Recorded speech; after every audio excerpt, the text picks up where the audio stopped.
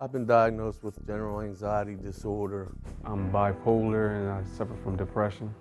I didn't really know how to deal with the depression I was going through. My struggle is depression.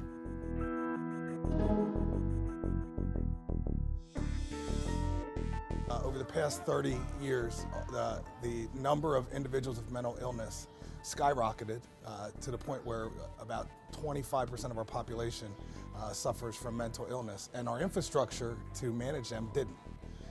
So the byproduct of that was that we were doing a poor job of treating individuals with mental illness. What's a simple way that we can assess somebody? We had every staff member trained in mental health first aid, and that's an 8-hour course. It's akin to really first aid, like CPR and first aid. It doesn't make you a doctor, but it gives you the tools to manage a situation until you can get someone to a medical professional. One of the things that we'll often hear from people who struggle with this, when the voices are silent, they actually start to look for the voices because they've grown pretty accustomed to them. Why are you so close to me? Leave me alone. Listen, Are you I'm okay with you today? all day. You gotta fuck around with me all Yeah, day. but you've been talking to me all day. Yeah, I've got your best. What's he want? I don't know what he wants. What do you want? Yeah.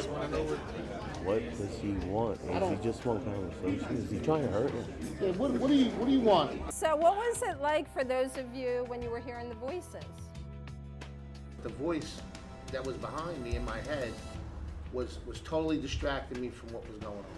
Did you find yourself wanting to answer, or did you answer the voice? Honestly, I actually started to feel like I was getting violent.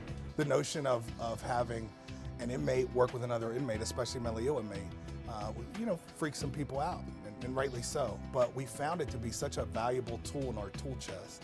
In the past, I would walk away from somebody that was going through an episode like that, where now I would try to encourage somebody, try to help them, move on. We made changes around the use of isolation or segregation or solitary.